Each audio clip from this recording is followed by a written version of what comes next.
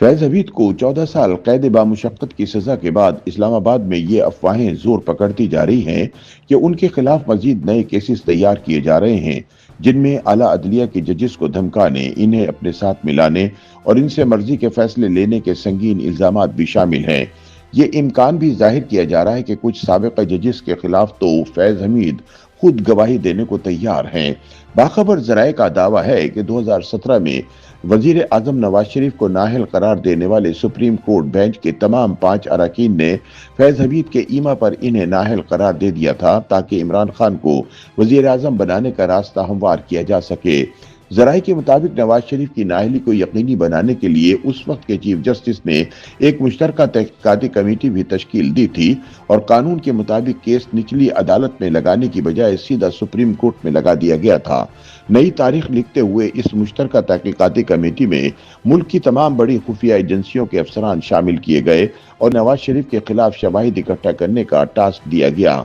जराये का कहना है कि इस पूरे अमल के पीछे मरकजी किरदार जनरल फैज हमीद का था, जो तब डीजीसी के ओहदे पर फाइज थे।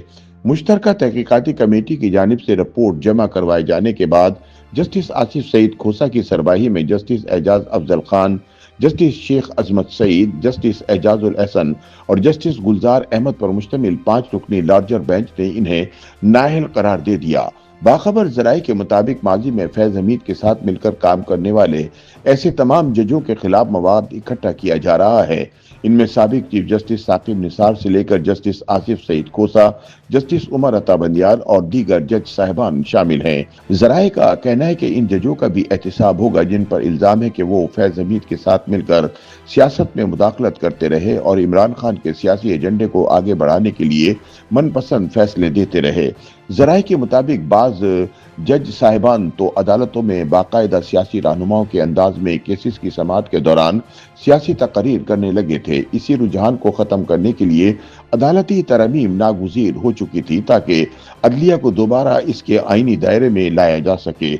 ये सिलसिला तब शुरू हुआ जब सुप्रीम कोर्ट के एक बेंच ने नवाज शरीफ को नाअहल करार दे दिया और बाद अज़ा नाअहली की मुद्दत के तयन पर फैसला सुनाया। इस बेंच में उस वक्त के chief justice Saqib Nisar, justice Umar Ata Bandial, justice Ejazul Ehsan और जस्टिस अजमत सईद शामिल थे। इन जज साहिबान ने फैसला दिया कि अवामी नुमाइंदे की नाअहली ताहयात होगी, जिसके नतीजे में नवाज शरीफ हमेशा के लिए नाअहल करार पाए। मामला यहीं खत्म नहीं हुआ जब नवाज शरीफ नाअहली के बावजूद अपनी जमात के फैसलों में शरीक रहे और पार्टी टिकट जारी करने के इख्तियारात इस्तेमाल किए तो एक और बेंच तश्कील दिया गया जिसकी सरबराही एक बार फिर चीफ जस्टिस साकिब निसार ने की। इस बेंच में जस्टिस उमर अता बंदियाल और जस्टिस एजाजुल एहसन भी शामिल थे। इस बेंच के फैसले के नतीजे में नवाज शरीफ को बतौर पार्टी कायद तमाम इख्तियारात से भी महरूम कर दिया गया। इसी दौरान मुस्लिम लीग नून के रहनुमा हनीफ अब्बासी ने सुप्रीम कोर्ट में एक पेटिशन दायर की जिसमें इल्जाम लगाया गया कि इमरान खान ने बनी गाला जायदाद के हवाले से मिस डिक्लेरेशन की है। इस केस की समाअत भी चीफ जस्टिस साकिब निसार की सरबराही में होने वाले बेंच ने की, जिसमें जस्टिस उमर अता बंदियाल और जस्टिस फैसल अरब शामिल थे। फैसले में इमरान खान को सादिक और अमीन करार दे दिया गया और ये अल्फाज अदालती फैसले का हिस्सा बन गए, जिसके बाद अदलिया के सियासी किरदार पर बहस ने शिद्दत इख्तियार कर ली।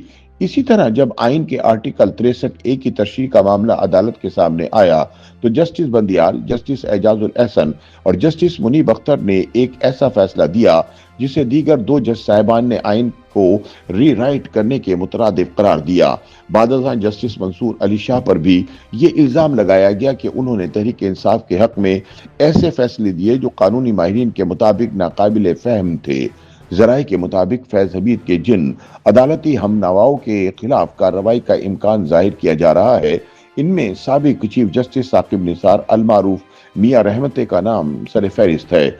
मुस्लिम लीग नून की जानिब से दावा किया जा रहा है कि फैज हमीद और साकिब निसार के दरमियान गठजोड़ था, जिसके नतीजे में मुल्क को शदीद सियासी और आईनी नुकसान पहुंचा। साबिक चीफ जस्टिस के फैमिली जराये के मुताबिक साकिब निसार रिटायरमेंट के बाद से अपने चैम्बर में बैठते हैं और मामूल के मुताबिक वहां आते जाते रहते हैं।